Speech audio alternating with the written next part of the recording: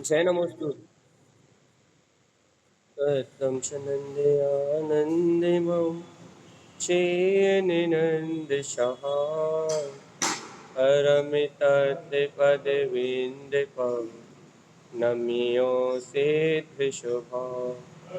गुरुवेशेः गोपतिरुयि गोपति ज्ञान सहकार धारण करण समर्थ मुनि गुरु संसार निवार धम्म ज्योतौ जिनवरिहि अर्थति अर्थ है जो भय विनाश भव झूम मम ज्ञान पर एको गुरु को धर्म को साक्षी को बारंबार नमस्कार।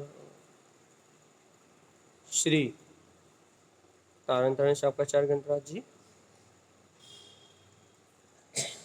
देवदेवं नमस्कृतं लोकालोके प्रकाशिकं त्रैलोक्यं भुवनार्थं ज्योति ओंकारं च विन्दिते ॐ ह्रियं श्रियं चिन्ते शुद्धसद्भावपूर्णितं सम्पूर्णं स्वयं रूपं रूपातीतवेन्द्रसंयुक्तं बोलिए आचार्य प्रवर सद्गुरुवर संत तारण प्रमंडाचार्य जी महाराज की जय हो जय हो जय हो जय।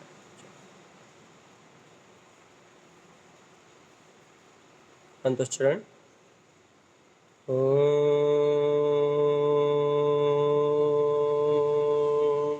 नमः उवंशिते नमो नमः।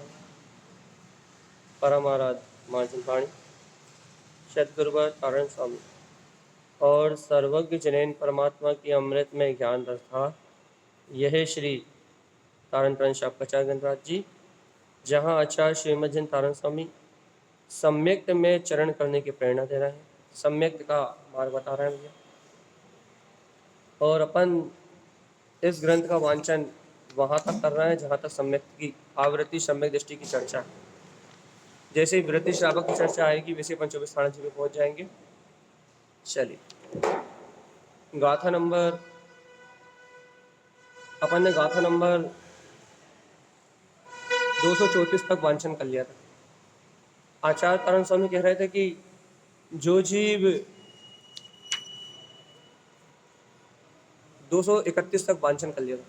आचार्य तारण स्वामी कह रहे थे कि जो जीव मद मास मधु अष्ट जो भैया दोष कह गए, 5 उदंबर आदि फलों का सेवन करता है, 2 दल आदि का सेवन करता है, और जो जीव इनका व्यापार करता है, इनकी कृत कार्य अनुमोदना करता है, स्वयं इनका भोग करता है और अन्य जीवों को इनके भोग करने का उपदेश देता है, तो वह जीव मांस भक्षण स्वयं कर रहा है और मांस भक्षण की अनुमोदना कर रहा है।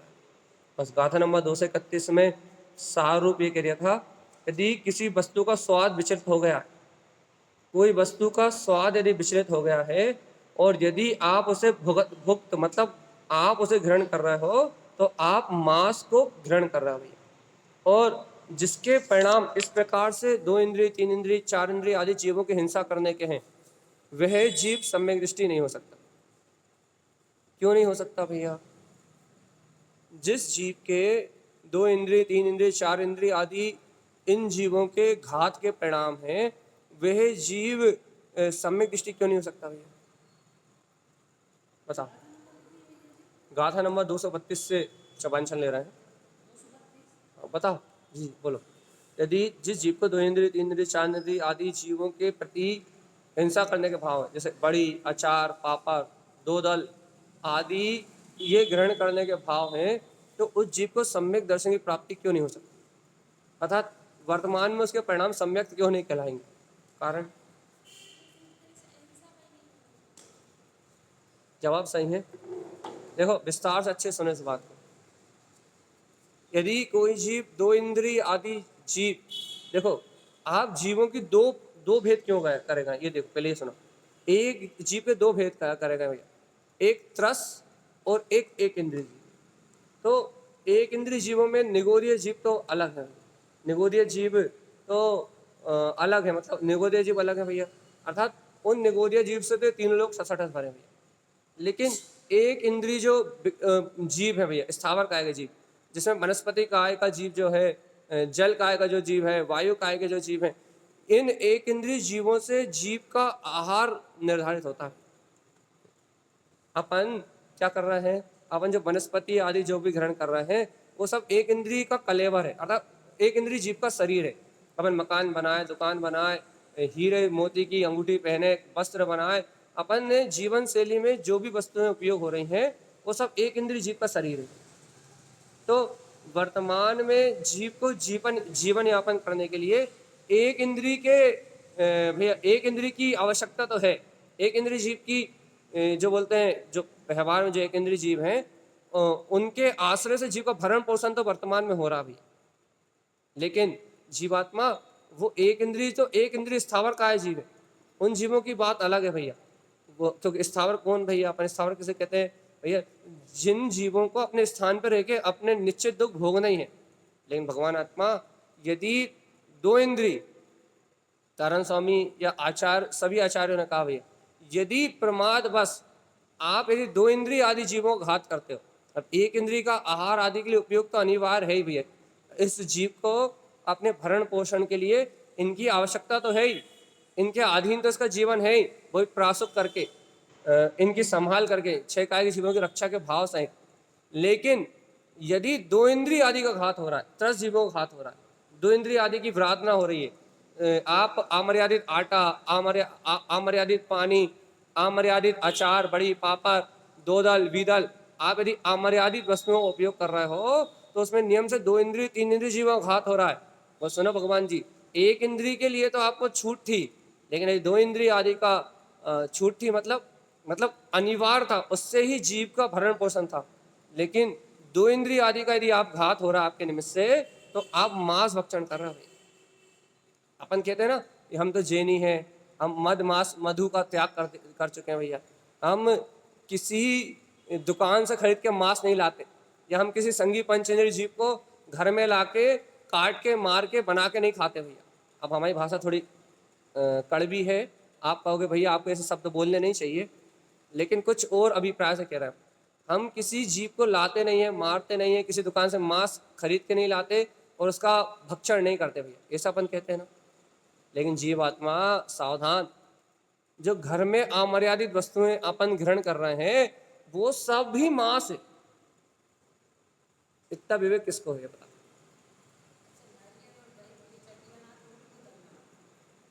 नारियल के दो फाड़ कहाँ होते? दही तो वैसे अवक्ष, दही की तो अवक्ष है ये, दही तो पहले अवक्ष है, तो उसमें अवक्ष होने की और कहाँ से बात लाओगे। तो अपन यहाँ क्या कह रहे हैं भैया कि यदि अपन दो इंद्रिय आदि जीवों की घात रूप वस्तुओं को ग्रहण कर रहे हैं तो अपन मांस का ही भक्षण कर रहे हैं। और ये अहिंसा में जैन धर्म, ये अहिंसा में वीतराग धर्म, ये अपने को इस प्रकार की हिंसा की अनुमति नहीं देता भैया। देखो भैया, अब देखो भैया, क्या हम दिन भर आटे की मर्यादा देखते रहे हैं? क्या हम दिन भर पानी छानने में लगे रहे हैं? तो अच्छा एक बात बताओ, यदि हम दिन भर इन क्रियाओं को, यदि इस विवेक का पालन नहीं करते तो हमारा विवेक काय में लगता है? टीवी देखने में, मोबाइल चलाने में, निंदा करने में, पड़े रहने में, आलसपन फैलाने में, अनाचार रूप प्रवृत्ति करने में। देखो हम ये बात बोल के अगली गाथा पहुंचा रहे हैं, हम आपको सिर्फ इतना लॉजिक सिद्ध कर रहे हैं कि जीव क्या कहता है भैया, लोगों से मिलते हैं भैया, जैसी मर्यादा से भोजन आप करते हो, यदि हम बेसी मर्यादा से भोजन करने लगे, भाई रोज का सेंधा नमक पीस के खाने लगे, तो हम चौके से बाहर ना निकले भैया। तो भगवान आत्मा, तुम एक बात बताओ, जब तुम चौके में अनर्गल वस्तु बना रहे हो, क्या बोलते हैं, जब आप नूडल्स बना रहे हो, मैगी बना रहे हो, पास्ता बना रहे हो, नाना प्रकार की ये चीज़ें बना रहे हो, तो क्या आपको इससे जो सादा भोजन बनाने में समय लगता है ना, उससे 4 गुना ज्यादा समय लग रहा है भाई। देखो लोगों का तर्क का जवाब दे रहा है कि भाई दिन भर उसी में लगे रहें क्या, मर्यादा को देखने में लगे रहें क्या? भगवान जी, यदि आप मर्यादा को देखने में नहीं लगे तो आप क्या देखने में लगे हो ये बता? टीवी देखने में तो लगे हो, मोबाइल चलाने में तो लगे हो, इधर उधर की चुगली करने में ही तो लगे हो, शरीर के भरण पोषण में भौतिक वस्तुओं को बाहर में भौतिक वस्तुओं को बढ़ाने में ही तो लगे हो। उपयोग तो हिंसा में ही लगा हुआ भाई। एक और उदाहरण देते हैं। कौन सा उदाहरण दे? छठे सातवें गुण स्थान वर्ती मुनिराज को उदाहरण देते हैं। देखो, जब छठे गुण स्थान में मुनिराज की संजलन कसाय तीव्र होती है, जब संजलन कसाय की तीव्र होती है तब उन्हें आहार आदि की क्षुधा सताती है भैया। लेकिन देखो तो अपन कहते हैं ना कि आहार करते करते वो 7वें गुण स्थान में चले जाते हैं। तो बताओ, आहार करते करते 7वें गुण स्थान में कैसे चले गए? कैसे चले गए भैया? आहार करते करते भैया आहार कर रहा है, ग्रास हाथ में है, और आहार करते करते 7वें गुण स्थान में चले गए। कैसे चले गए भैया? कैसे गए? कैसे गए? अरे वहां संजलन कसाय मंद हुई, वहां अंतर में संजलन कसाय का परिणाम मंद हुआ, और जहां उन्होंने आहार को शोधा, जहां उन्होंने आहार में देखा कि कोई जीव राशि तो नहीं है, 6 काय के जीवों पे जहां उन्हें अनुकंपा आई, जहां उनके परिणाम करुणामय हुए और उनका प्रमाद हटा, जहां प्रमाद हटा और वहां उनका 7वां गुण स्थान मही की मही हो जाता है। संजलन कसाय मंद हुई और मही की मही 7वां गुण स्थान हो जाता है। अब हम इसे यहाँ घटाएंगे। कहाँ घटाएंगे? 4थे गुण स्थान वर्ती को भैया। तो जैसे अब क्योंकि संजलन कसाय से घटाना बहुत सरल था, अनंतन मंदी वालों को घटा नहीं सकते, इसलिए हमें यहाँ क्या घटाना है? जैसे ही सावधान जीव, यदि आपके परिणामों में कसाय की मंदता है, अच्छे सुनना इस बात को, यदि अपने परिणामों में कसाय की मंदता है तो अपना चौथा गुण स्थान, अपने जो चौथा गुण स्थान की भूमिका है ना, वो अपने आप ही पलेगी भैया। अपने आप पलेगी मतलब भैया अपने परिणामों में अपने आप ही भी कथा करने का भाव, टीवी देखने का भाव, व्यसन करने का भाव, निंदा करने का भाव, संसार की व्यर्थ की चर्चाओं में उलझने का भाव, ये भाव अपने अंदर चला जाएगा और अपने आप ही अपनी अनंतन मंदी कसाय, अपने अंदर में चाहो पाप के भाव, उनकी मंदता होगी और अपने आप ही 2 इंद्रिय जीवों के रक्षण का भाव अपने आप ही आ जाएगा भैया। आपके शरीर में अपने आप ही ताकत आ जाएगी और आप अपनी शक्ति व्यर्थ प्रपंचों में नष्ट ना करके भैया, सांसारिक काम में, व्यर्थ प्रपंचों में आप अपनी शक्ति को नष्ट ना करके आप क्या करोगे भैया? आप अपने आप ही मर्यादित भोजन की ओर आपका आकर्षण अपने आप ही हो जाएगा। लेकिन कब होगा भगवान आत्मा? जब अंतर से कसाय की मंदता होगी तब। और जीवात्मा यदि कसाय मंद नहीं होगी ना तो आपको वो परिणाम ही नहीं आएंगे उन जीवों की रक्षा करने के। बस इतना कह के हम आगे जा रहे हैं, अगले विषय की ओर जा रहे हैं भैया। आचार्य श्रीमद जैन तारण स्वामी कह रहे हैं कि गाथा नंबर 234 क्या कह रहा है? अच्छा 233 से अपन वापस वांछन कर लेते हैं।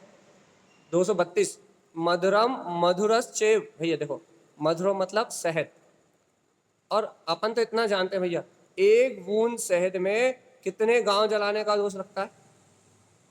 1 बूंद शहद में कितने गांव को जीव जलाने की हत्या का पाप? 7 गांव। यहाँ तारण स्वामी कह रहे हैं मधुरम मधुरस चेव। भैया जो क्या बोलते हैं, शहद आदि जैसी मीठी मीठी वस्तुओं को ग्रहण करते हैं। देखो शहद को और शहद जैसी मीठी वस्तुओं को भैया, जो इस मधुर आदि शहद जैसी मीठी मीठी वस्तुओं को ग्रहण करते हैं, और देखो इनको ग्रहण करने का भाव भी जिनके अंतर में आता है, इन रसीली पदार्थों को ग्रहण करने का भाव भी जिनके अंदर में आता है, रसना इंद्रिय के अधीन भैया, वो सब जीव, देखो तो वो सब जीव मांस भक्षण का दोष लगा रहे हैं। और तारण समय कह रहे हैं मधुरम मधुरंश चेव व्यापारम न च क्रियते। भैया क्या जो सम्यक दृष्टि जीव होता है वो शहद आदि को ग्रहण करने की भावना तो छोड़ो, शहद आदि को ग्रहण करने की भावना तो छोड़ो, शहद आदि का उपदेश की भावना तो छोड़ो, वो शहद आदि का व्यापार भी नहीं करता भाई। यदि अपनी दुकान हो तो उसमें उसका व्यापार भी नहीं करता, मधुरम मिश्रते जैन, गाथा नंबर 232। क्या कह रहा है?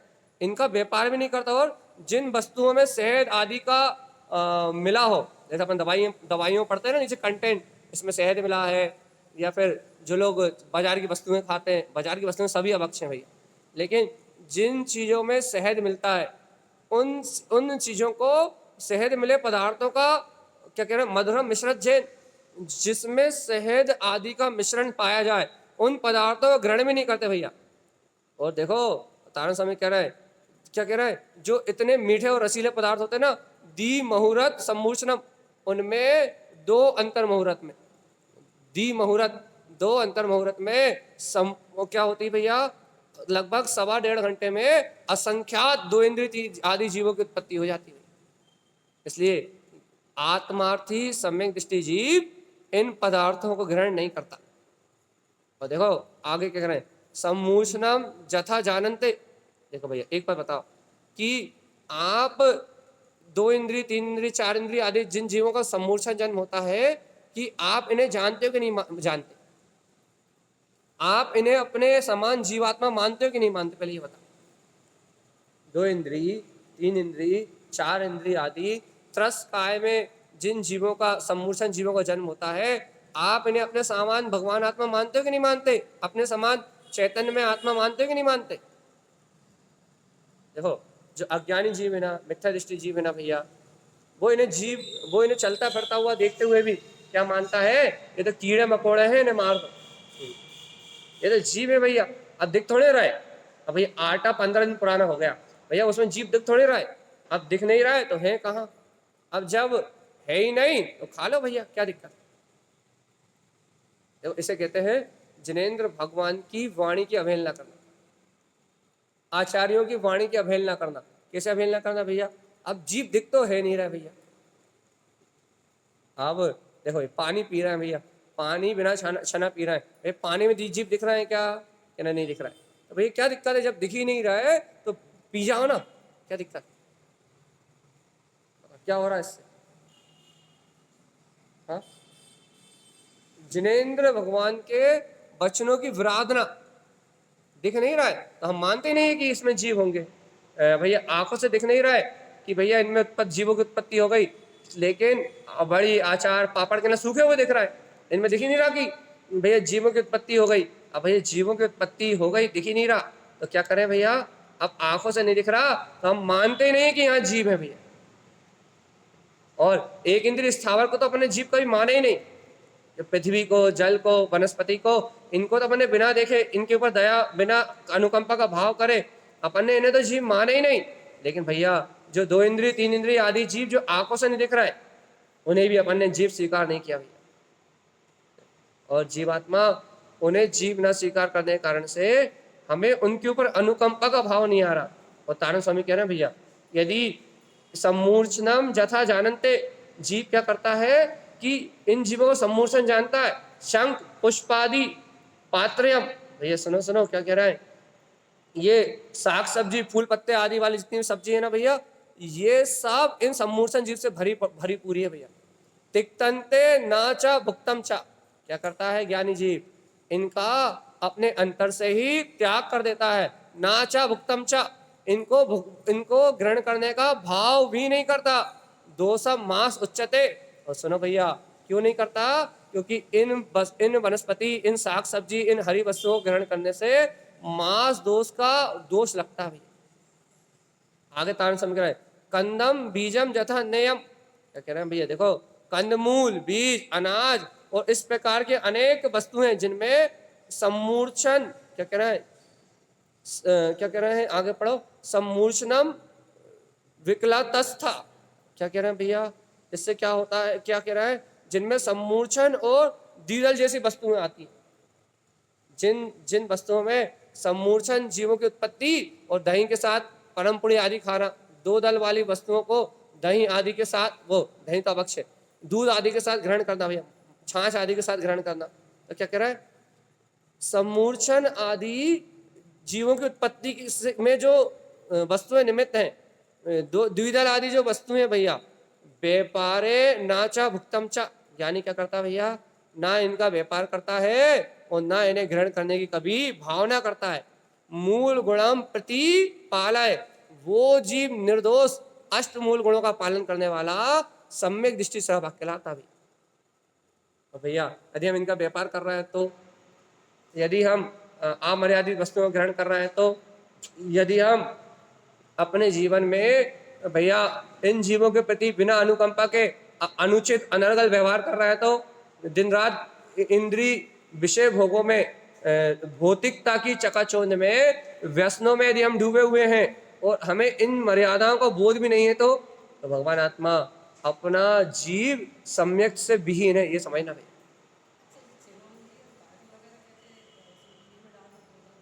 ये बीदल में आते हैं, द्विदल में नहीं आते, लेकिन इनसे भी जीवों की उत्पत्ति लार मिलकर होती है। लेकिन यहाँ आचार्य तारण स्वामी क्या कह रहे हैं, अभी द्विदल की बात चल रही है। यहाँ गुरुदेव कह रहे हैं कि यदि कोई जीव इनका सेवन करता है स्वाद के कारण से, द्विदल बीदल समूर्छन जीवों की उत्पत्ति के साधन जहां जहां देखे जाते हैं भैया, यदि जीव इन वस्तुओं को ग्रहण करता है तो वो अष्ट मूल गुणों का पालन नहीं करता। भैया यदि अष्ट मूल गुणों का पालन नहीं करता तो सम्यक दृष्टि कैसे कहलाए? व्यवहार निश्चय शाश्वतम, यदि अंतर में आत्म स्वभाव की श्रद्धा है तो बाहर में जिनेन्द्र भगवान की आज्ञा अनुसार आचरण होना चाहिए। यदि अंतर में मैं गायक तत्व भगवान आत्मा हूं, मैं शुद्ध तत्व शुद्धात्मा हूं, मेरे अंतर में मेरा अनंत चतुष्टय में आत्मा जगमगा रहा है, मैं सुख स्वरूपी परमात्मा हूं। हे जीवात्मा, यदि अंतर में अपने निज गायक स्वभाव का श्रद्धान है तो भगवान आत्मा बाहर में जिनेन्द्र भगवान की आज्ञा के अनुसार आपका उठना बैठना सोना जागना खाना पीना सारा व्यवहार अहिंसा में होना चाहिए। और भाव अहिंसा मुक्त है, कसाई की मंदता मुक्त है, द्रव अहिंसा तो रुकेगी, अपने आप रुकेगी। देखो ये गाथा हम 4-5 बार बोल चुके हैं, इसलिए हम जल्दी से आगे चल रहे हैं।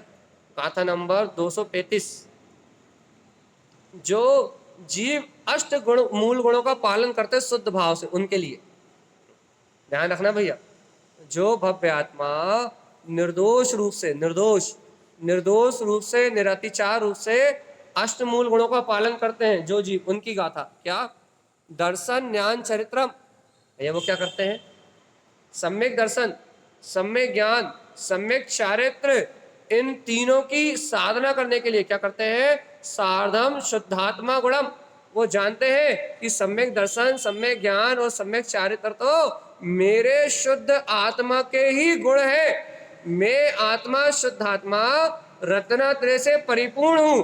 भैया जो अष्ट मूल गुणों का निर्दोष पालन करते हैं वह जीव अपने शुद्ध आत्मा के आश्रय से सम्यक दर्शन ज्ञान चारित्र की साधना करते हैं और ये जानते हैं ये शुद्ध आत्मा ही रत्नात्रय में है। सम्यक दर्शन शुद्ध आत्मा ही है, सम्यक ज्ञान शुद्ध आत्मा ही है, सम्यक चारित्र शुद्ध आत्मा ही है। ये सम्यक दर्शन ज्ञान चारित्र ये मात्र मेरी शुद्ध आत्मा के मूल गुण है भैया। मूल गुणम पालनती, मूल गुणों को पालता। क्या है मूल गुण भैया? ये व्यवहार के मूल गुण है। देखो मूल गुणम पालन प्रतिपालय भैया, जो जीव निरंतर अष्ट मूल गुणों का प्रतिपालन करते हैं भैया, इन अष्ट मूल गुणों को पालन करते हुए अष्ट दोषों का, मांस आदि का त्याग कर देते हैं। मांस, मधु, 5 अदंबर फल और जहाँ सम्मूर्छन जीव की उत्पत्ति देखी जाती है, इन अष्ट दोषों को जो अपने जीवन से निकाल देते हैं भगवान जी, उनके जीवन की बात है। क्या है उनके जीवन में? सार्धम शुद्धात्मा गुणम। वो आत्मा को शुद्ध आत्म स्वभाव के गुणों को साधते हैं। और शुद्ध आत्मा के गुण कौन से हैं? दर्शनम ज्ञान चारित्रम। सम्यक दर्शन, सम्यक ज्ञान, सम्यक चारित्र ये शुद्ध आत्मा के गुण है। बताओ इन गुणों को कितना साध रहा है भगवान। देखो भैया, पहले आपके हृदय में अनुकंपा, पहले आपके हृदय में अनुकंपा तो आए इन जीवों के प्रति, आपको अंतर्भाव से भावना तो प्रकट हो कि हम कितना अनाचार कर रहे हैं। हम तो जीवों को भैया त्रस काय के जीवों की हिंसा कर रहे हैं। स्थावर काय के लिए तो मजबूरी है, लेकिन हम तो त्रस काय के 2 इंद्रिय आदि 3 इंद्रिय आदि जीवों की हिंसा कर रहे हैं। और देखो तो हम मांस का दोष लगा रहे हैं, मधु शहद आदि को ग्रहण कर रहे हैं भैया, क्या बोलते हैं, उदंबर फलों को ग्रहण कर रहा है। और देखो तो इस रसना इंद्रिय के स्वाद में प्रमाद बस हम तो अवक्ष का सेवन कर रहे हैं।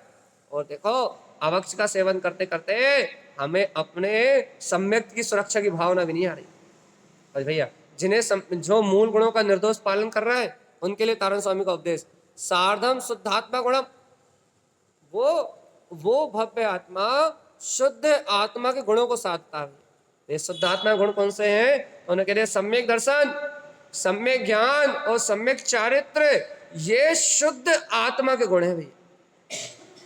अच्छी आत्मा, सावधान अपने में रहना यही साधना है, सावधान अपने में रहना यही आराधना है, सावधान अपने में रहना यही मुक्ति है। और याद रखना सम्यक दर्शन के गुण है। क्या है सम्यक दर्शन के गुण? दर्शन ज्ञान चारित्र में ये आत्मा, ये सम्यक दर्शन से भरा पूरा स्वभाव है। अब तो रुचि लगा लो रे भगवान आत्मा, काय की रुचि? अपने ज्ञायक स्वभाव।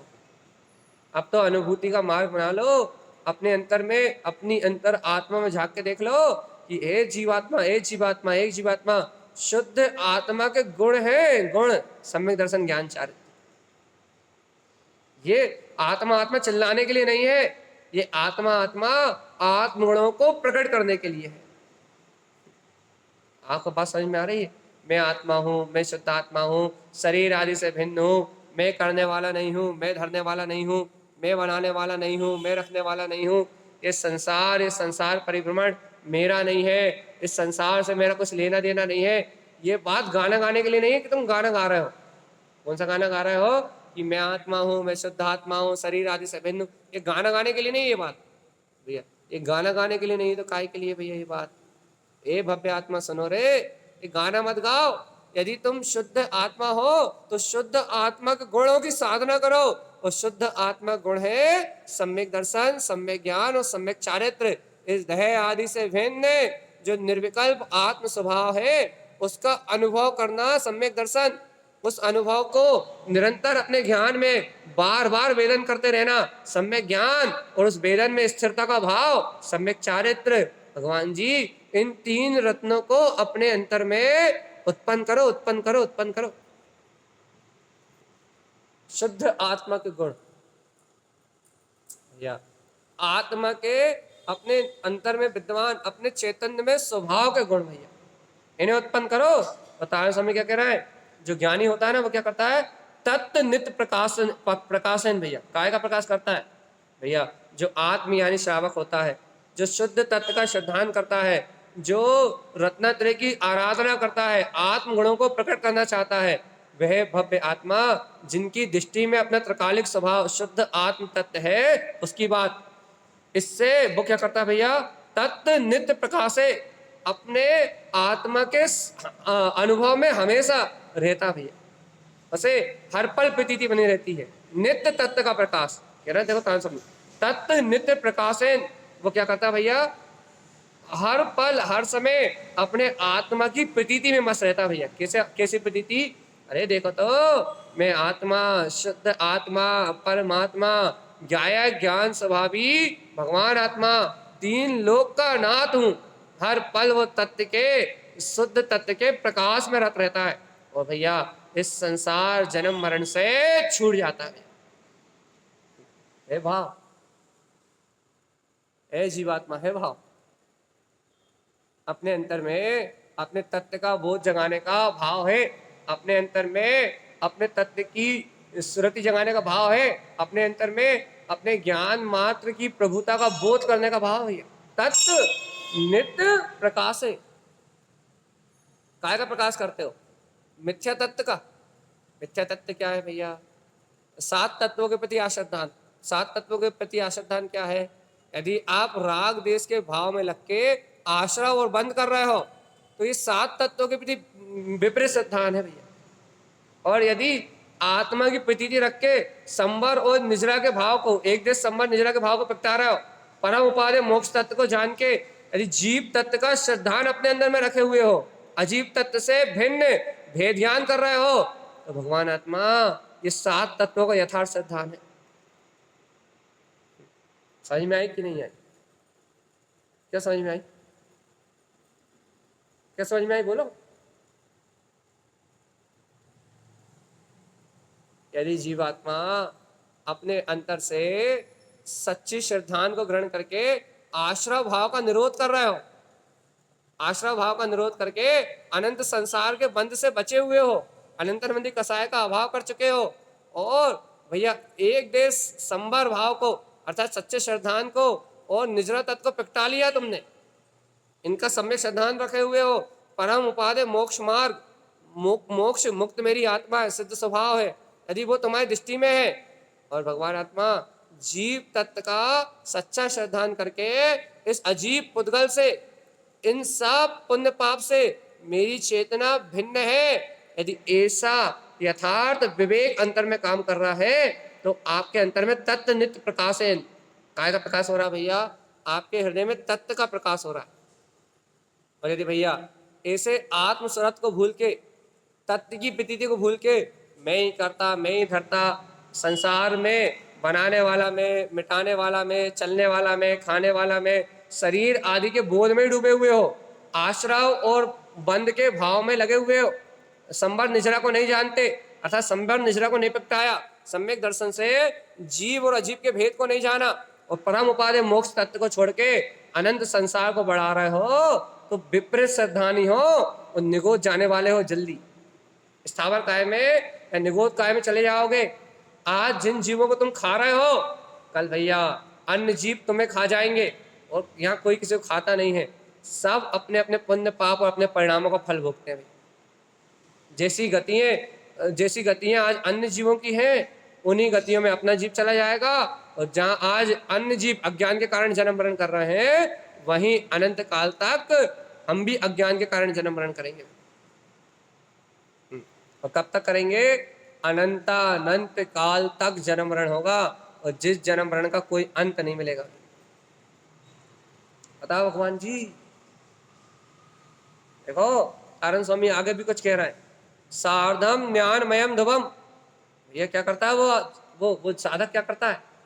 जो सम्यक दृष्टि होता है, जो अष्टमूल गुणों का पालन करता है, जो शुद्ध आत्मा के गुणों की साधना करते हुए शुद्ध तत्व के अनुभव को जानता है, आत्मा का श्रद्धान जानता है, वो क्या करता है भैया? सार्धम ज्ञानमयम ध्रुवम। क्या करता है? श्रद्धा करता है, साधता है। क्या साधता है? ज्ञानमयम ध्रुवम, कि मैं तो शाश्वत त्रिकाल शुद्ध ज्ञान में ज्ञायक परमात्मा ही हूं। अपने अभेद ज्ञान में स्वभाव की साधना करता है। कौन करता? जो सम्यक दृष्टि। अपन हाँ, मिथ्या दृष्टि।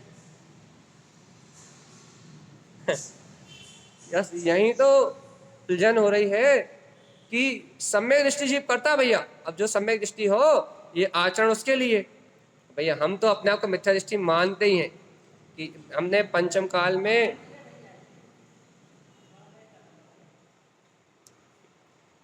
तो बस यदि कदम बढ़ गए तो फिर सार्धम ज्ञानमयम ध्रुवम। तो अब तो साधना, अब तो करके दिखाओ अंतर से। अब तो अपने आत्म बल से, अपनी अंतर निष्ठा से, अपने अंतर पुरुषार्थ से। लेकिन ये प्रमादी जीव नहीं कर सकता भैया कभी। यदि हम एक बात और कह दे रहा है, यदि कोई सोचे भैया हम खाए ना, हम पिए ना, देखो आत्म साधक की दो बातें होती भैया, दो बातें मूल होती हैं। जो सम्यक दृष्टि जीव होता है वो इन सब जीवों की विराधना नहीं करता, लेकिन अपने भैया अपनी साधना हो सके इस अनुसार अपनी साधना के लक्ष्य से अपना पूरा ध्यान भी रखता है। ध्यान रखता है मतलब भैया, कुछ लोग ऐसा कहते हैं भैया हम कुछ नहीं खा रहे, कुछ नहीं खा रहे। भैया आलस आता है, भैया क्या बोलते हैं, प्रासुक वस्तुएं करने में आलस आता है, इसलिए भूखे पड़े रहो भैया। अब भूखे पड़े रहो तो क्या करो कि भैया ना मन लग रहा है सामायिक में, ना मन लग रहा है जापने में, ना मन लग रहा है भैया क्या बोलते हैं स्वाध्याय में, ना मन लग रहा है प्रवचन में। विकल्प काय के चल रहा है भैया? भूख के। अपने शरीर को सुखाना चाहते लोग, शरीर को पड़ोसी समझ के उसको सदाचार में, जीवन में आचरण नहीं कराना चाहते। जिसमें आजकल के बच्चे और ये जितने लोग जुड़े हैं, ये सब बिल्कुल बेकार है भैया। क्यों? क्योंकि इन्हें मन और जिब्बे के स्वाद के अलावा कुछ नहीं चाहिए। इन्हें साधना से कोई मतलब नहीं, इन्हें संयम से कोई मतलब नहीं, इन्हें अपने सुबह उठने से कोई मतलब नहीं, इन्हें रात में जल्दी सोने से कोई मतलब नहीं। इनकी पूरी जिंदगी ही नर्क से बुरी है भैया, नर्क से बुरी। भाई नर्क से बुरी क्यों कह रहे हो भैया? क्योंकि ये जो जीवन जी रहे हैं वर्तमान में, ये नियम से नर्क गति ले आने के कारण है। और नर्क में नर्क से बुरी क्यों कही फिर आपने?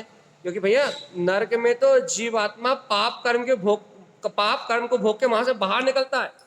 एक नारकी नर्क से मर के वापस नर्क में जन्म नहीं ले सकता।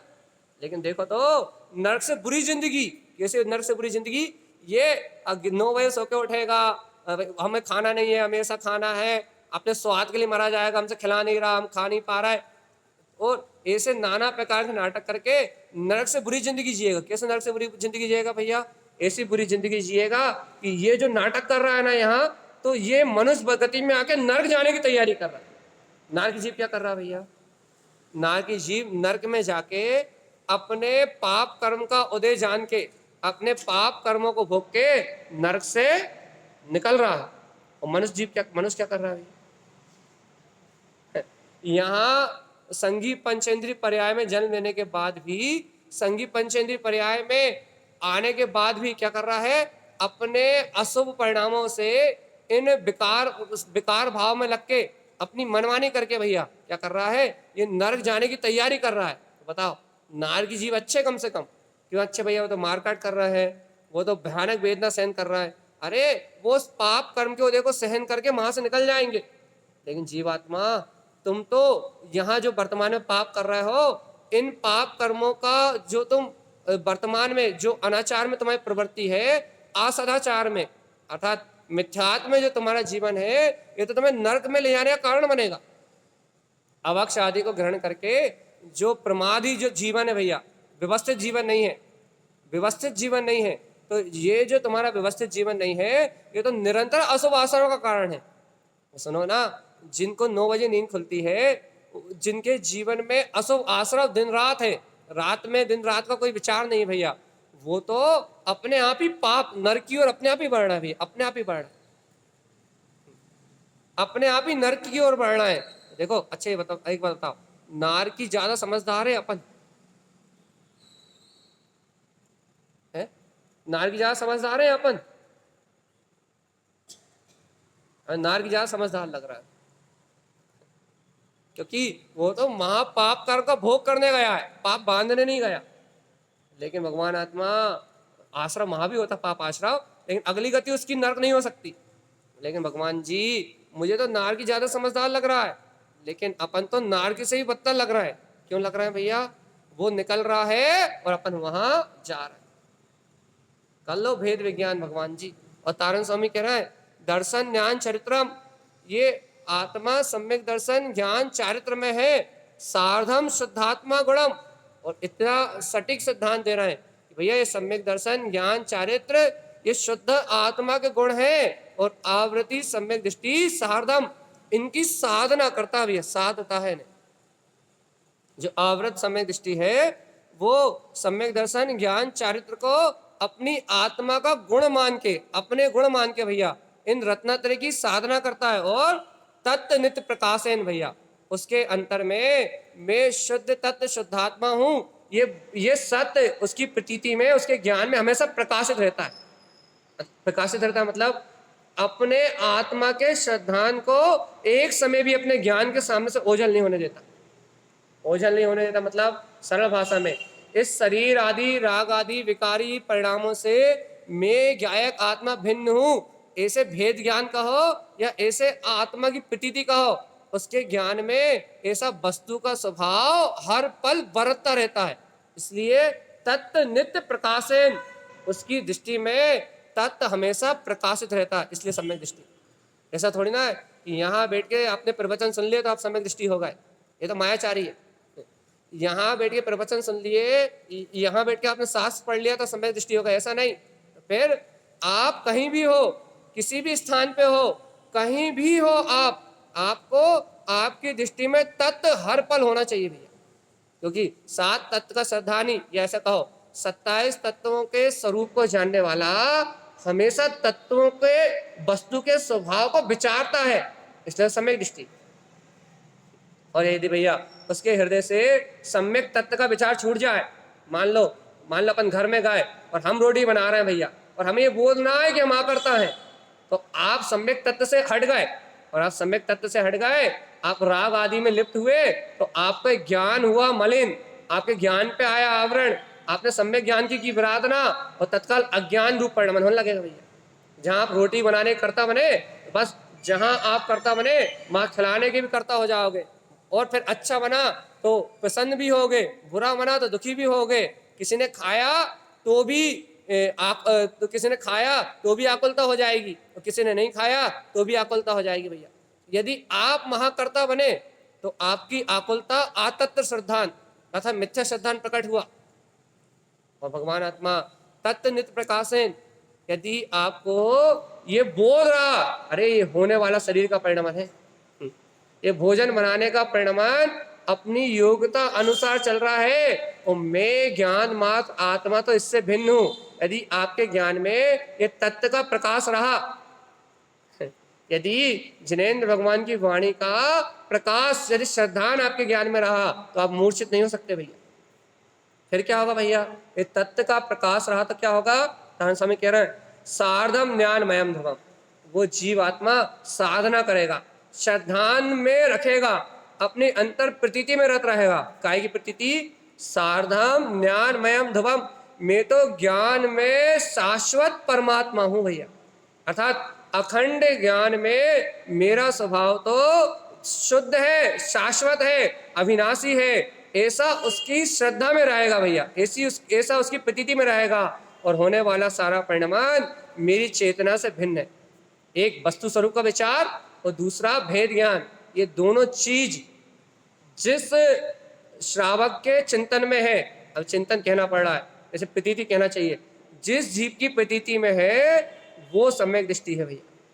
और यदि भैया ये लक्षण नहीं मिल रहा है, कौन कौन से, दर्शन ज्ञान चरित्रम, सम्यक दर्शन ज्ञान चारित्र में सार्धम शुद्धात्मा गुणम, मेरे शुद्ध आत्मा के गुण है, इनका श्रद्धान, तत्व नित्य प्रकाशन, तत्व का नित्य अपने ज्ञान में प्रकाश, सार्धम ज्ञानमयम धर्मम, और निरंतर अपने अभेद ज्ञान में स्वरूप की साधना। यदि ऐसी भावना, ऐसी शुद्ध भावना अपने अंतर में दिख रही, तो वर्तमान में अपन सम्यक दृष्टि नहीं हो सकते। यदि सम्यक दर्शन की कसौटी पे कसना है तो आपको आपके आत्मगुण कितने वर्तना में आ रहे हैं, आपको आपके ध्रुव गायक स्वभाव की कितनी गहरी प्रतीति है, आपको आपके अंतर में वीतराग स्वभाव का कितना गहरा प्रकाश है, इस बात को अपने अनुभव से सिद्ध करना पड़ेगा, तो सम्यक दृष्टि होंगे अपन। और यदि भैया अपन अपने अंतर में इस शुद्ध तत्व को नहीं देख पा रहा है, तो सम्यक दर्शन की गुंजाइश छोड़ दो भगवान। और देखो तारण स्वामी क्या कह रहे हैं, आवृत्ति के लिए दर्शनम तत्व सार्धम चा, देखो भैया सम्यक दर्शन किसे कहोगे आप, दर्शनम तत्व सार्धम चा, वीतराग में सम्यक दर्शन किसे कहोगे आप, या सराग चौथे गुणस्थान की भूमिका में सराग सम्यक दर्शन किसे कहोगे आप सराग सम्यक दृष्टि किसे मानोगे। आचार्य तारण स्वामी कहते हैं दर्शनम तत्व सार्धम चा, जो भव्य जीव आत्मा तत्व अर्थात शुद्ध तत्व शुद्धात्मा की सार्धम चा श्रद्धा करते हैं, मैं ज्ञायक तत्व अविनाशी, मैं ज्ञायक तत्व शुद्ध आत्मा ही हूं, क्योंकि तत्व दृष्टि का विषय है, क्योंकि आत्म तत्व शुद्ध द्रव्य ये दृष्टि का विषय है भैया। तो आचार्य तारण स्वामी क्या कह रहा है, दर्शनम तत्व सार्धम चा, आप सम्यक दृष्टि हो ऐसा कैसे तुलना करोगे। तो तारण स्वामी कह रहा है जिन भव्य जीवों को अपने शुद्ध तत्व का श्रद्धान है वो सम्यक दृष्टि।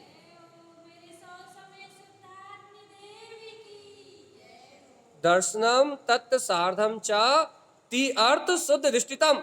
और देखो तो क्या कह रहा है भैया, जो जीव अपने शुद्ध तत्व के श्रद्धानी है वो ती अर्थ शुद्ध दृष्टितम, उत्पन्न अर्थ मतलब सम्यक दर्शन, हितकार अर्थ मतलब सम्यक ज्ञान, सहकार अर्थ अर्थात सम्यक चारित्र, इन तीन अर्थों को शुद्ध दृष्टितम शुद्ध दृष्टि पूर्वक देख रहे हैं अपने में भैया। कि देखो देखो उत्पन्न अर्थ में अर्थात उपमकार में, हितकार अर्थ में मतलब हियमकार में, और सहकार अर्थ में मतलब श्यमकार में, ऐसा परिपूर्ण ती अर्थ में शुद्ध दृष्टितम, मेरा ही शुद्ध स्वभाव है, ऐसा जिनकी दृष्टि में दिखाई दे रहा है। ये नहीं देख रहा है कि मैं अभी स्त्री पर्याय में हूँ, मैं अभी पुरुष पर्याय में हूँ। पर्याय दृष्टि नहीं है भैया। अभी राग के परिणाम चल रहे हैं, राग के परिणाम चल रहे हैं या द्वेष के परिणाम चल रहे हैं, इन परिणामों पर दृष्टि नहीं है। तो फिर क्या निर्णय हो गया है कि राग के परिणाम, द्वेष के परिणाम और स्त्री पर्याय या पुरुष पर्याय, ये तो कर्म संयोग का निमित्त है भैया। जो स्त्री पर्याय है, पुरुष पर्याय है, या फिर निमित्तों के संयोग से जो राग आदि, देश आदि, क्रोध, मोह आदि परिणाम हो रहे हैं, ये तो औदायिक भाव है, ये तो कर्म निमित्त अर्थात ये तो कर्म सापेक्ष भाव है भैया। राग के भाव हो, देश के भाव हो, मोह के भाव हो, संसार में पर वस्तु में एकत्व के भाव है, ये तो कर्म सापेक्ष भाव है। और मैं इनका कर्ता भोक्ता कब हूं? जब तक मेरे अंदर में अज्ञानता है, जब तक मैं इनसे जुड़ा हुआ हूं, जब तक मैं इनका कर्ता भोक्ता हूं। लेकिन ज्ञानी क्या है भैया? ज्ञानी क्या देखता है? ज्ञानी क्या देखता है कि ये जो स्त्री आदि पर्याय है, ये राग आदि के जो विकार है, इनका कर्ता भोक्ता में जब तक हूं जब तक अज्ञान है। लेकिन जब ज्ञानी देखता है क्या, ती अर्थ शुद्ध दृष्टितम, अरे मैं तो अरिहंत के समान उवमकार में मेरा स्वभाव भैया। अरे केवल ज्ञानी परमात्मा जो लोकालोक को प्रकाशित कर रहा है, ऐसा हियमकार में मेरा स्वभाव है। सोमनिक मांगलिक जय जयवंत कल्याणकारी, जो मोक्ष लक्ष्मी निकेतनम, जो श्रेयमकार है भैया, ये तो मेरी परिपूर्ण अभेद सत्ता है। उत्पन्नार्थ, हितकारार्थ, सहकारार्थ में ये मेरा आत्मा शुद्ध है, परिपूर्ण है और तीन काल जयवंत है। मेरे आत्मा में किसी प्रकार का कोई आवरण नहीं है। जिन्हें ऐसा श्रद्धान हो गया है, पहले कहा था उन्होंने सम्यक दर्शन क्या है, तत्व सार्धम, जिन्हें ऐसी श्रद्धा हो गई है और ऐसी श्रद्धा करके ती अर्थ शुद्ध दृष्टितम, जो अपने अंतर में ती अर्थ को अपनी ही शुद्ध दृष्टि में देख रहे हैं, वो इस पंचम काल में भी सम्यक दृष्टि है। वो है आवृत्ति श्रावक, वो है जो भाव भ्रमण से छूटेंगे भैया। वह वो जीव है जो इस संसार चतुर्गति की यात्रा का नाश कर देंगे भैया। और लक्षण, उनके लक्षण क्या है? मैं मूर्ति संपूर्णम च, वो अपने आप को कैसा देखते हैं भैया? मैं तो संपूर्ण अर्थात एक भी गुण कम नहीं है। जैसे अनंत अनंत गुण सिद्ध भगवान के अनुभव में आ रहे हैं, सावधान चेतन, जैसे अनंत अनंत अनंत गुण सिद्ध भगवान को अनुभव में आ रहे हैं, जैसे अनंत चतुष्टय का वेदांत अरिहंत परमात्मा कर रहे हैं। मैं मूर्ति, मैं भी वैसा ही ज्ञान में मूर्तिमान, बंदा नहीं है। वैसा मेरा आत्मा जो निगोद में, सो ही मुझ में, सो ही मोक्ष मजार। क्या कह रहे हैं आनंद स्वामी? वैसा ही मैं मूर्ति, वैसा ही अभेद ज्ञान में मूर्ति, अनंत गुणों का स्वामी, संपूर्णम चा, मैं आत्मा भी उन्हीं अनंत गुणों का धारी हूं। ऐसा जो जानते हैं, स आत्म दर्शनम चिंतनम, तो भैया निरंतर ये चिंतन करते हैं कि अहो मेरे अंतर में ही मेरा शुद्ध आत्मा है, जो सम्यक दर्शन की निर्मलता का चिंतन करते हैं, अर्थात स्वानुभव प्रगटाने के लिए जो निरंतर आत्मचिंतन में रत रहते हैं, वह जीव इस पंचम काल में रहते हुए भी सम्यक दृष्टि है भैया। जिन्हें घर की चिंता लगी रहती है, जिन्हें बाहर की क्रियाओं की चिंता लगी रहती है, जिन्हें लौकिक व्यवहार ही प्रिय है कि आज इसकी शादी में जाना, आज इसकी पार्टी में जाना है, जिनका उपयोग निरंतर पर भाव में लगा रहता है, लेकिन उनसे भिन्न अपने आत्म तत्व को नहीं जानता भैया, वो सब मिथ्या दृष्टि है। सम्यक दर्शन और मिथ्या दर्शन को परखने के लिए आपको कोई बाहर की वस्तु नहीं चाहिए भैया। आप अपनी प्रतीति को देख लो। यदि आप अपने आप को सम्यक दृष्टि जानना चाहते हो तो आप ये मत कहो कि हमने कितने शास्त्र पढ़ लिए, आप ये मत कहो कि हम कितने अच्छे प्रवचन करते हैं। आप तो ये बताओ कि आपको प्रवचन करते समय या प्रवचन सुनते समय इस सुनने वाले, इस कहने वाले से भिन्न मैं आत्मा हूं। ये देखो तारण स्वामी कह रहा है, स आत्म दर्शनम चिंतनम, मैं ज्ञायक स्वरूपी परमात्मा हूं। ऐसे आत्म तत्व का अंतर चिंतन कितना गहरा है, आपको कितनी गहराई से स्वीकार है कि ये होने वाला बाहर का परिणाम तो पुण्य की माया है भैया। हम कह रहे हैं ये पुण्य का उदय है, आप सुन रहे हो, ये भी पुण्य का उदय है और इस पुण्य से पुण्य बढ़ेगा, संसार बढ़ेगा। लेकिन चेतन आत्मा इससे भिन्न, मैं आत्मा हूं, क्या आत्म दर्शन की भावना अर्थात शुद्ध आत्मा के अनुभव करने की भावना, शुद्ध सम्यक दर्शन को ग्रहण करने की भावना आपके अंतर से उछल रही कि नहीं उछल रही? आपके अंतर से आपके ज्ञायक परमात्मा स्वभाव को ग्रहण करने की भावना उछल रही कि नहीं? यदि भैया यहां बैठ के भी स्व आत्म दर्शनम चिंतनम, यदि स्व आत्मा के दर्शन की चिंता नहीं हो रही तो भगवान जी आप भी, हम बकबक कर रहे हैं और आप बकबक सुन रहे हो, जिनवाणी थोड़ी ना चल रही। हम बकवास कर रहे हैं, मतलब ये सारे गामा पादा निसा आबा सादा घा ये शब्द हैं, तो भैया इन शब्दों के निमित्त से यदि कोई भी कथा कर रहा होता तो पाप पाप बंद करते भैया। इन शब्दों के निमित्त से हम वस्तु स्वरूप को कह रहा है, जिनवाणी में जो लिखा कह रहा है, तो क्या कर रहा है भैया? पुण्य बंद कर रहे हैं। शब्द तो वो ही है, इन्हीं शब्दों से आप किसी की निंदा कर लो, चुगली कर लो, बुराई कर लो, इन्हीं शब्दों से आप जिनवाणी को कह लो भैया, व्रत कर लो, नियम कर लो, संयम की बात कर लो, शब्द तो वो ही है। लेकिन भगवान आत्मा इन शब्दों के पीछे छुपा हुआ अभिप्राय, क्या आपको आपके शुद्ध आत्मा की प्रतीति है कि नहीं? आपको अपने ज्ञायक तत्व की प्रतीति है कि नहीं? अब तारण स्वामी से कहो, तारण स्वामी हम 7 तत्वों का श्रद्धान करते हैं, हम 27 तत्वों को जानते हैं, हमें तो है, तो मिलान करो।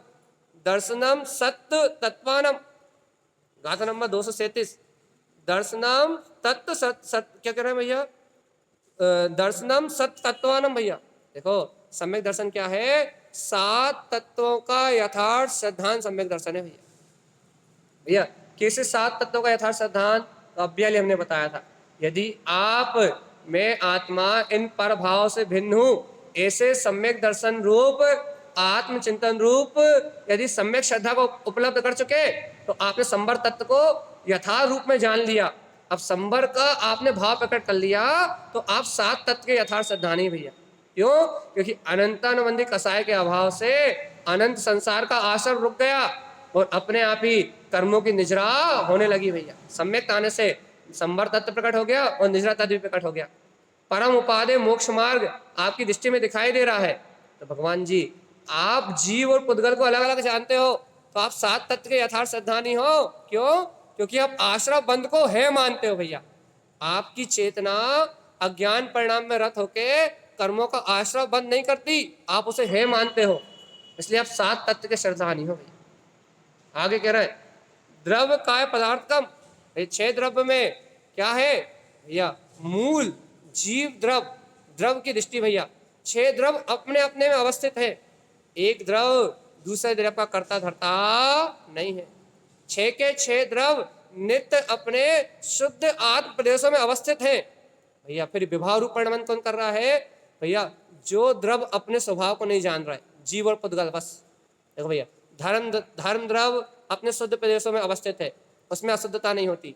अधर्म द्रव अपने शुद्ध प्रदेशों में अवस्थित है भैया, उसमें मलिनता नहीं होती। आकाश द्रव अपने शुद्ध प्रदेशों में अवस्थित है भैया, उसमें भी मलिनता नहीं होती।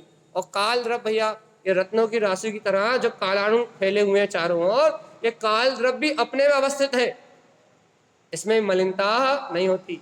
सिद्ध भगवान जो जीव अपनी मुक्ति को प्राप्त कर चुके हैं, उन जीवों के भी आत्म प्रदेश अपने में अवस्थित है, उनमें हलन चलन नहीं होता, परिस्पंदन नहीं होता, इसलिए उन्हें भी कर्मों का आश्रय नहीं होता, इसलिए वो भी अपने में अवस्थित है। और भैया पुद्गल, जो पुद्गल शुद्ध परमाणु रूप है, वो भी अपने में अवस्थित है। तो संसार में कौन भटक रहा? कौन भटक रहा? कौन सा तरफ भटक रहा? वो 2 पागल, एक भैया पुद्गल स्कंद रूप स्पर्श रस गंध बन रूप, जो ये जीव जो ये जीव जो इस पुद्गल स्कंद वर्ण आदि इन पुद्गल कर्मों को अपना मान के इन इंद्रिय विषयों में डूबा हुआ है। और ये पुद्गल भैया जो पुद्गल शुद्ध परमाणु रूप नहीं होके स्कंद रूप, क्योंकि अपन कहते ना पुद्गल में स्कंद और वृक्ष की शक्ति है भैया, जो 2 पुद्गल आपस में बंद करके विभाव भाव रूप परिणमित हो रहे हैं, ये 2 पागल भटक रहे हैं भैया संसार में। बस 2 पागलों का संसार। तो हम कह ही रहे हैं ना, परिणाम की शक्ति तो जीव की है। तो देखो तो पुद्गल कितने ही भटके, उसे दुख होने वाला क्यों? कि उसमें चेतना, क्योंकि पुद्गल कितने ही भटके, अपन कह रहे हैं ना, एक एक आत्मा के प्रदेश पे अनंत अनंत कर्म बैठे हुए हैं भैया। देखो सही बात बताएं आपको, वास्तव में जीव तो अनंत है, लेकिन पुद्गल अनंत अनंत है। क्यों? क्योंकि एक एक आत्मा के प्रदेश पे अनंत अनंत कर्म, अनंत अनंत पुद्गल का आश्रव है भैया। अनंत अनंत पुद्गल परमाणु अपनी सत्ता में बैठे उदय में आने के लिए, तो एक आत्मा के साथ अनंत अनंत कर्म लगे हैं भैया। सोचो कि जीव तो थोड़े से ही है, लेकिन पुद्गल अनंत अनंत है भैया। तो देखो तो जीव का पागलपना, पागलपन तो जीव का ही है भैया। पुद्गल कितना ही विभाव रूप परिणमन कर ले, लेकिन उसे सुख दुख होने वाला नहीं है। लेकिन इस जीव को तो देखो, पुद्गल तो अपना पुद्गल भाव छोड़ता नहीं है, जड़ता का भाव नहीं छोड़ता, लेकिन ये जीव अपने चेतनता के भाव को विस्मरण करके छोड़ तो सकता नहीं है, त्याग तो सकता नहीं है, लेकिन ये जीव अपने चैतन्यता के भाव का विस्मरण करके इस अचेतन स्पर्श रस गंध मन वचन काय की प्रवृत्ति को अपना मान के, शुभ अशुभ परिणाम को अपना मान के भैया इस अनंत संसार में दुख का भोग कर रहा है। तारण स्वामी क्या कह रहा है? द्रव 6 द्रव्यों का यथार्थ श्रद्धानी। टाइम हो गया। काय, पंचस्थी काय की चर्चा अपन कल करेंगे, और 9 पदार्थों की चर्चा अपन कल करेंगे भैया। आचार्य देव कह रहे हैं कि जीव द्रव्यम च शुद्धम च, जीव इन 27 तत्वों में अपने शुद्ध द्रव्य का शुद्धता से श्रद्धान करता है, और सार्धम शुद्ध दर्शनम, भैया क्या करता है? शुद्ध सम्यक दर्शन की साधना करता है भैया। आखिरी पॉइंट मूल है, क्या है? इन 27 तत्वों में जीव द्रव्यम च शुद्धम च, कैसे श्रद्धान करता है कि इन संपूर्ण 27 तत्वों में मैं जीव द्रव्य तो अनादि से शुद्ध स्वभाव वाला ही हूं। जीव द्रव्यम च शुद्धम च, इन 27 तत्वों में मैं जीव द्रव्य तो अनादि से शुद्ध स्वभाव वाला ही हूं, ऐसा जान के सार्धम शुद्ध दर्शनम, काय की साधना करता है? शुद्ध सम्यक दर्शन की साधना करता भैया।